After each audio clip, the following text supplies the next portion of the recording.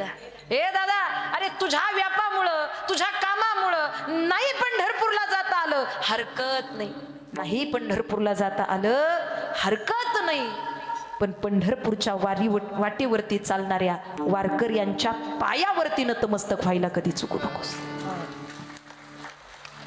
ज्यांना नाही ना पंढरपूरला जाता येत, विनंती आहे या वारीमध्ये या वाटेवरती चालणाऱ्या वारकऱ्यांच्या पायावरती नतमस्तक व्हा. काही माणसं वारकऱ्यांना नावं ठेवतात. काय म्हणले, यांना काही कामं नाहीत, खायला मिळतं, फुकटचं मिळतं, आणि काय यांना काय त्रास आहे म्हणून चालतेत. 90 आणि 100 वर्षाची म्हातारी माणसं शरीराच्या व्याधी विसरून जातात. वारीचा सगळ्यात मोठा आनंद आणि वारीचं सगळ्यात मोठं महत्व वाटेवरती चालणाऱ्या त्या वारकऱ्याच्या अंतःकरणामध्ये अशा स्वरूपानं त्या भगवान परमात्म्याची आस अंतःकरणामध्ये धरावी आणि त्या वारकऱ्यांबद्दल सन्मान अंतःकरणामध्ये व्हावा.